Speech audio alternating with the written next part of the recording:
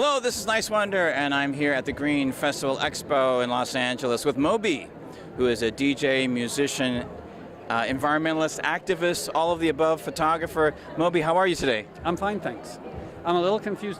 You have a mic clip on your mic, but no mic stands. Yes, yes. Is this like a Freddie Mercury thing? Or? Yes, exactly. You're right. That's a good. I like that. I like that connection. Actually, Freddie Mercury is one of my favorite musicians, and you have such a great body of work. But we're here today to talk about animal agriculture and the environment. And what actually got you into animal rights and activism? Well, I've been a vegan now for 29 years and an animal activist for about 32, 33 years because I was a vegetarian before I became a vegan. And what originally turned me into an animal rights activist, like most people, when I was growing up, I existed in that weird paradox of loving animals and eating animals. Yes. You know, up until the time I was 19 years old, I loved dogs and cats, and I loved all animals, but I also loved Burger King and McDonald's. Yes, I hear you. I had this moment when I was 19 years old. I was petting a rescue cat of mine, and I was looking at this rescue cat who I loved. His name was Tucker. And I suddenly realized Tucker had 2 eyes and a central nervous system and a rich emotional life and a profound desire to be happy and avoid pain. And all of a sudden, my brain, my synapses lined up, and I realized every animal with 2 eyes and a central nervous system has a rich emotional life and a deep desire to be happy and avoid pain. And that's what really started my animal activism. And you've really taken it, like, to a large extent into politics as well, correct? I hope so. I mean, it's tricky because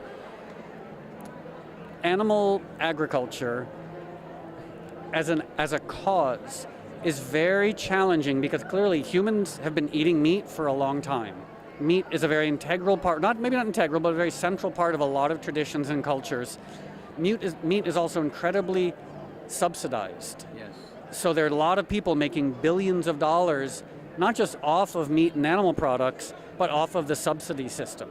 So, for example, if you're advancing a cause like gay marriage, that can happen very quickly because no one was making money off of Yes. non-gay marriage. Right. Whereas advancing animal agriculture, you're not just going up against, challenging animal agriculture, you're going up against tradition and trillions of dollars globally. So it's a hard fight, but we try to sort of advance it politically and in terms of lifestyle changes, in terms of meeting people and media and what have you. So it's very challenging, but I honestly feel like, and I was talking about this with Cory Booker, he's a senator from New Jersey, there's a Martin Luther King Jr. quote, which is, "The moral arc of the universe is long, but it bends towards justice."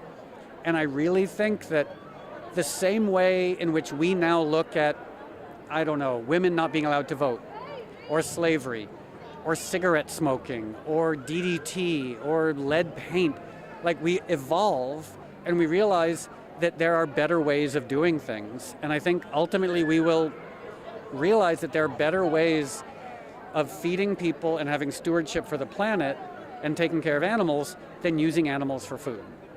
And a big part of it, too, I think, with the internet, it has opened up the possibilities of ways that we can get the message out to people, including how we can bring people together through networking and meeting like you and I are right now, so we can disseminate that message out there in so many different ways on the internet.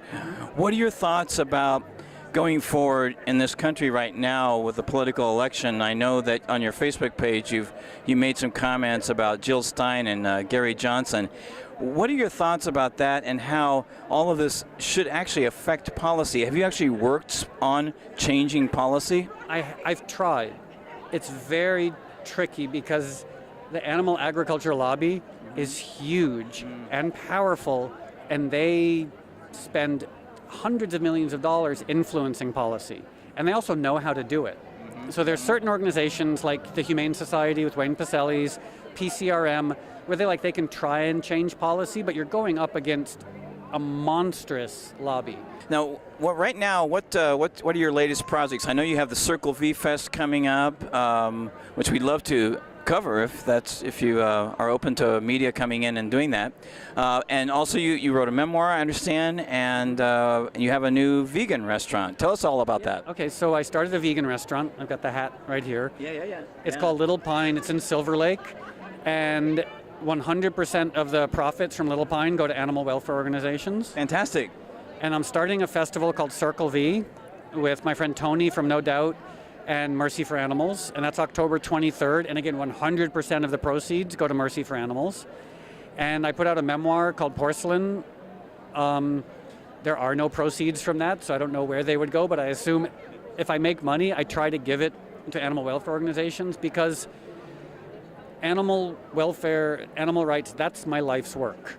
You know, I love making music, I love writing books, I love doing other things, but nothing to me is more pressing and important than the cause of animal rights and animal welfare. So like anything I do that's not related to animal rights or animal welfare, it's like a fun distraction, but animal rights, animal welfare, like to me, that's the real work.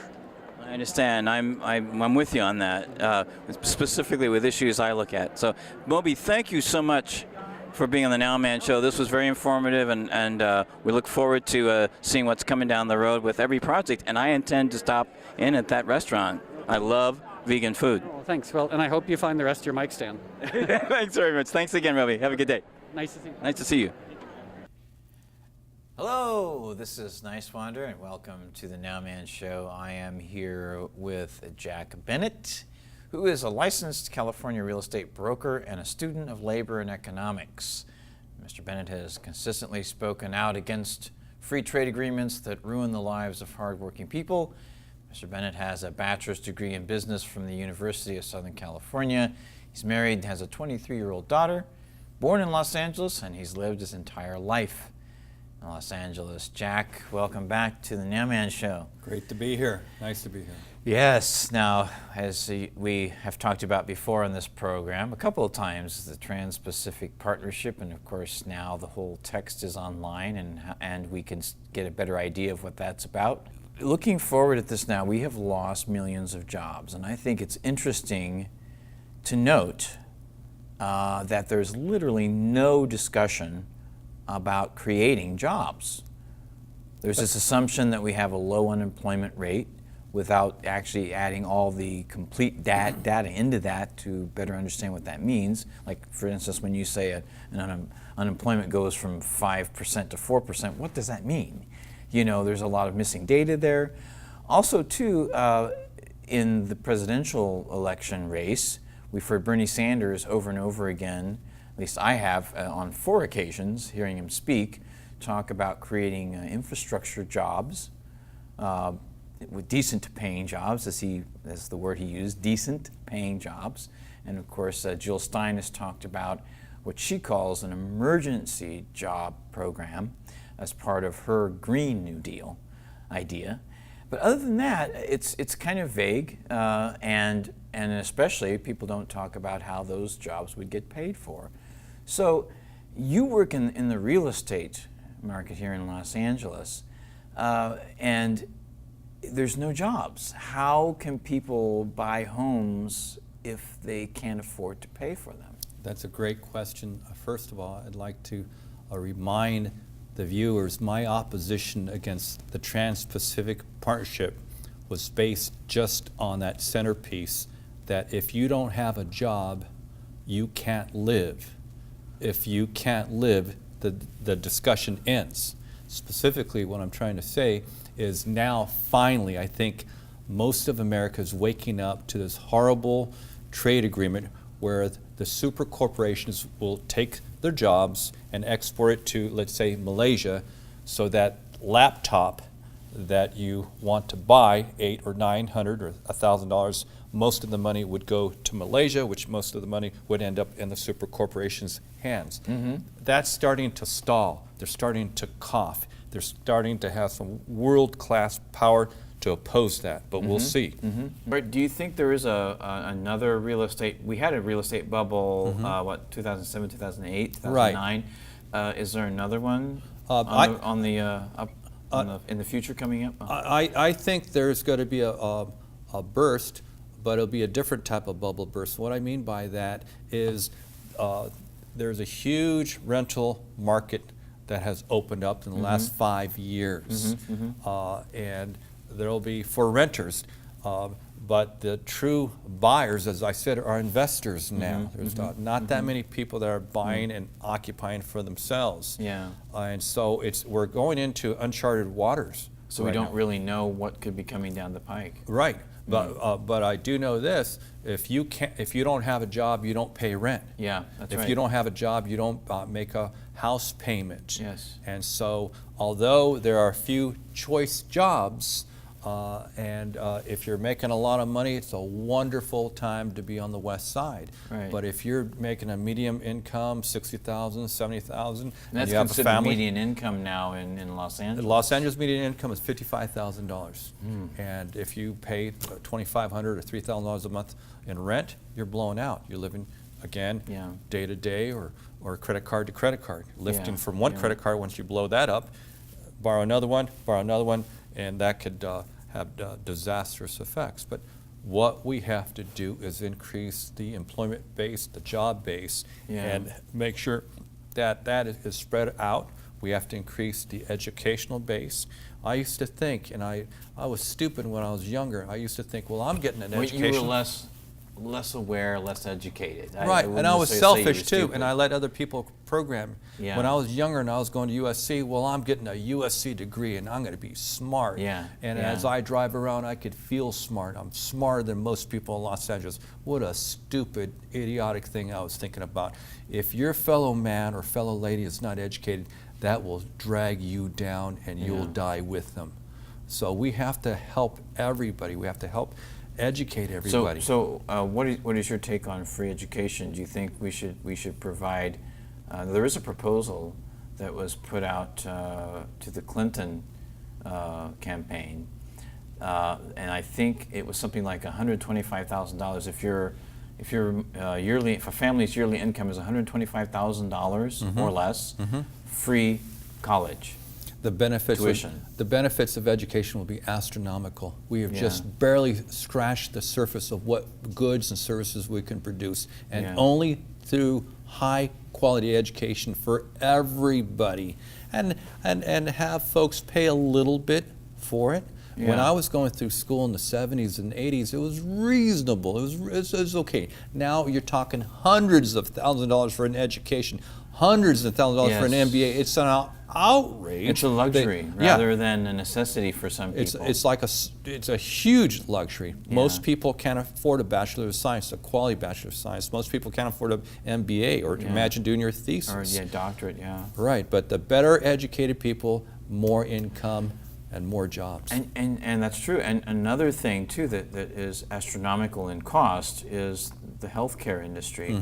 So most civilized, westernized countries, even Israel and Saudi Arabia, have single-payer healthcare programs, and we are still not there yet. And this would be a huge relief for a lot of people, for millions of people in this country, if they didn't have to worry about healthcare costs, as another example. And the Universal Declaration of Human Rights, and this is just a section. I'm going to read just a section of Article 25. So there's at least 25 articles in this document, and this is just a section. Okay? I wanted to put that out there first.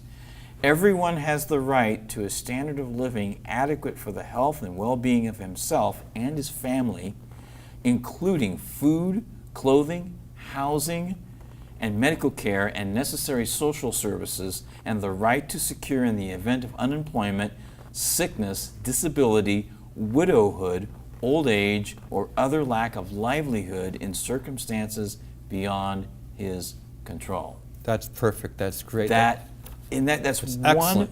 section of one article of the Universal Declaration of Human Rights. Now, this is something that we really need to be discussing, in my view, because all of this discussion connects to what are actual human rights. So that's why I personally think we need to take into our own hands, creating our own enterprises and working with people to create a whole vibrant society that is self-sustainable Because if we don't, then it just doesn't make sense to keep doing business as usual. Well, as a businessman, I think what you just wrote or what you just read will accelerate business beyond our wildest dreams. Will accelerate civilization progress to becoming a more enriched civilization. Will set up the platform for products and services we can't even fathom now. We have to stop looking in the past and say, oh, that sounds too liberal, or that sounds a little bit too socialistic. What we thought was socialistic and liberal in the 50s, 60s, and 70s now is commonplace today. That's right. We need to get past these terms that are not really radical terms. They're actually practical terms in moving forward in the 21st century where we are right now. And we can create a new world, a new renaissance, a new economy, all of the above. Jack, it's been wonderful. It's great talking to you, and this Pleasure's mine. And we'll have more conversations moving forward. Hello, this is Niswander, and I'm in front of the Dearly Departed tours in Hollywood on Sunset Boulevard, and we're going to talk to the founder, Scott Michaels, right now.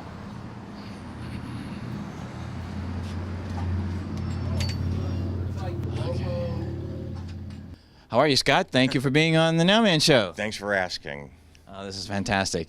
Now, you have been doing these really odd tours of all sorts around the Hollywood area since the 1990s. Is that correct? That's right. I came here in '94 to take over the old Graveline tour, where you go to the old Cadillac hearses. And yeah, that's why I moved to LA. And so you've been doing Dearly Departed tours now since 2005? That's right. I started this company. Our first tour was January 1st, 2005. Yes, we made it 10 years, God. Scott, what made you want to get in this kind of business? I've been fascinated with this sort of dark side of Hollywood since I was a kid. I've always been sort of exposed to death. I've seen it from a really young age, not in a dramatic way, but I've seen dead people, and it just never really bothered me that much. In fact, it fascinated me. So when I heard about the Graveline tour, and I thought, well, that's fantastic. That's what I want to do, because to me these are historic things, and I've assembled what I think people should see. I say anything I do, any tour I offer, anything I sell in my shop, anything I show in my shop are things that interest me, things that I would buy, things that I would do. So it's sort of, that's how I judge it. It's probably a very selfish way to do it, but it makes me believe in what I offer. Fantastic. But there's different types of tours that you do though. Let's run those down. Can you run those down for me real quick? Well, our standard Dearly Departed tour, which is what we're pretty well known for, and that's a lighthearted look at the dark side of Hollywood. So it's about 3 hours, about 70 different locations where mostly terrible things happen. But since it is the history tour, we go into a bit of the history of Hollywood, and we stop at the cemetery to say hello to Marilyn Monroe and Dean Martin. The Helter Skelter tour I started about 7 or 8 years ago, devoted strictly to the Tate LaBianca murders, more famously known as the Manson murders, and that goes out on Saturday mornings. And it's a retracing the killers' their steps after the murders, where they hosed off in the driveway and where they threw the clothes off the cliff, as well as where the victims used to live and work and hang out. So it's a pretty, I think, balanced story for considering it so horrific. We offer a movie locations tour, and we offer lots of things. We have a tour that we do with a couple of celebrities. Allison Arngrim from Little House on the Prairie hosts a tour. Bridget Marquardt from The Girls Next Door hosts a tour with us. So it's just a mishmash of all sorts of things. So there's something for everyone that likes a historical tour of Hollywood that's a little offbeat. Well, yeah. Again, it's Hollywood is an odd place, and we're not very reverential, Although it is history and we respect the people, we will go for a cheap joke too. And I think that's why locals like us as well, because we're not, oohing and ahhing over somebody's hedges. But this is the real deal. These are the street corners, the restaurants where they had the Last Suppers, where these things that we've all read about and heard about for decades, where they actually happen. So it's history, but it's not like Civil War history. It's the fun kind. Exactly, and a lot of people like history. So Scott, let's take a look at some of the memorabilia that you have around the gallery here. How long has this gallery been open? We opened here about 3.5, almost 4 years ago now on Sunset Boulevard. But all these items in the shop are things I've been collecting over the years, mostly having to do with awful events.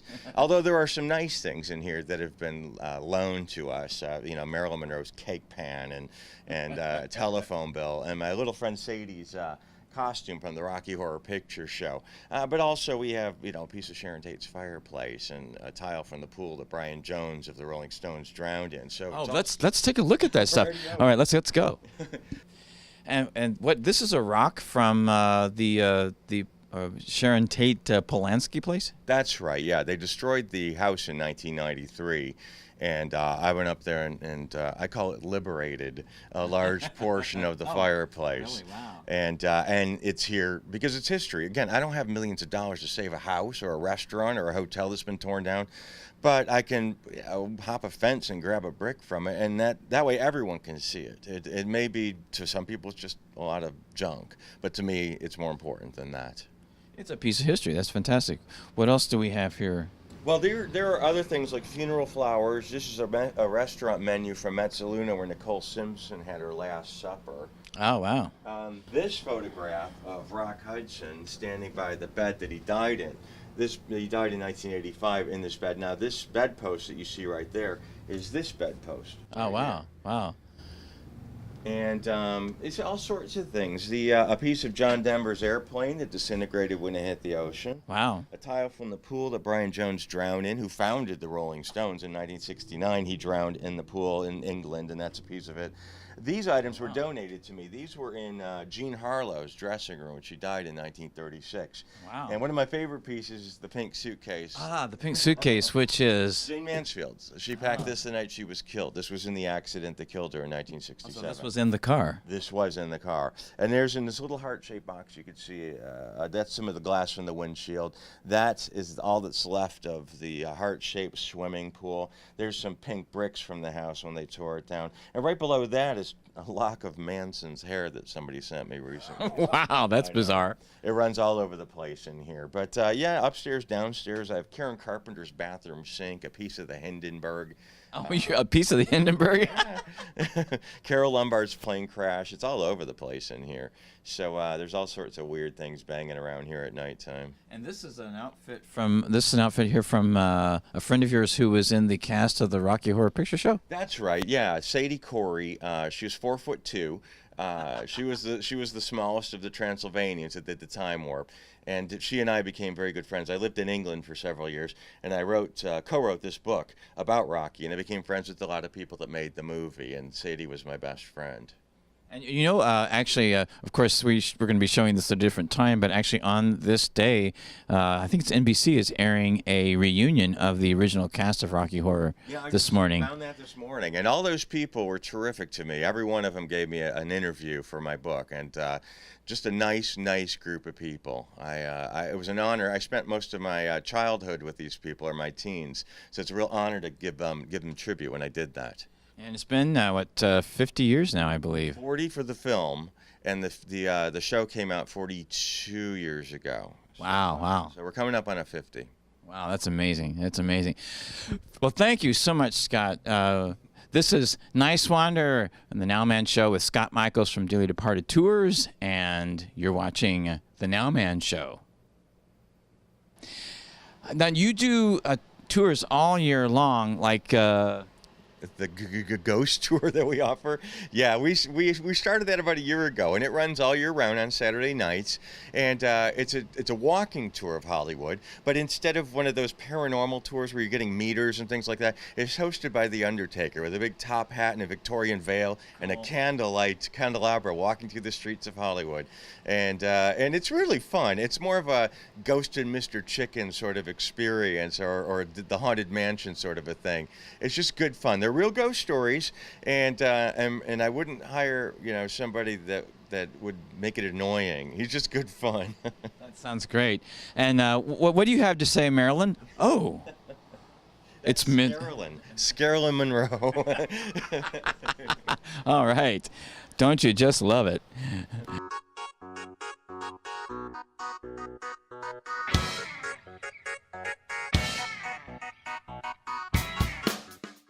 Hello, this is Nowman, and I am at the location of at least 100 films and TV show episodes over a 100-year period in the Hollywood Hills. This is actually called the Bronson Cave, named after a street that's not too far away. And it's actually the namesake of a famous actor who, when he came to Hollywood as a young man, he saw the street and he said, "Hey, Bronson, that's going to be my show business name." Anyway, that's another side story. But this is the Bronson Cave. It, in the early part of the 20th century, it actually was a quarry, and it was all dynamited out and all of that, and a lot of the stone here was used to build foundations in the Hollywood homes that are literally just probably within miles of this area where we are right now. But in 1919, the film industry decided they wanted to start shooting films here, and they have so far up through the 2010s. So pretty remarkable. It's most known as the Batcave because this is the original location where the Batmobile drove out of in the beginning scenes of the Batman TV series with Adam West and Burt Ward in the 1960s. But there's so much more here. I mean, all the Star Trek television series were shot here at one time or another, from the original series up through Enterprise. Even one of the Star Trek movies, original movies, called The Undiscovered Country. I mean, I could go on and on and on and on. But it's an interesting story here that still continues on, and it's in a location that is only really maybe a couple of miles away from a lot of people, tourists and all that, on Hollywood Boulevard and Highland and Vine, and it's just amazing that it's so quiet, and we're so close to a big city, and we're technically in a big city. So if you're ever in Hollywood, this is a must-see if you're into film locations and just something cool, and you can even hike up to the Hollywood sign from here. This hike here actually is only about a quarter of a mile. So it's at the very furthest southwest side of Griffith Park. So you can Google that, you can do all that kind of stuff, and it's a great time for all. And speaking of the Hollywood sign, there's a great view of it from this location as well. It's so beautiful here to look directly at the mountainside, and technically these are part of the Santa Monica Mountains. And you'll see all sorts of nature here at various times. I've seen deer actually walking through here, and a coyote, and there's lots of birds and all sorts of interesting types of wildlife that we share this space with. Now, this is called the Batcave, but you're not going to find any living bats here. I'm actually on the southwest side of Griffith Park, which is a huge park here in Los Angeles, right in the middle of a bustling city. It includes the Griffith Park Observatory, the Greek Theater, the Los Angeles Zoo, and they have interesting events all year long in what's called the Old Zoo. It's an abandoned area where the zoo used to be, and at Halloween time they have what's called the Haunted Hayride. And you can do that and see all sorts of ghouls and goblins and witches and who knows, ghosts, who knows what else. It's quite a lot of fun. One of the most interesting things and fun things to do in Los Angeles at this time of the year. So this is Nowman, and I am speaking to you, obviously, from Hollywood.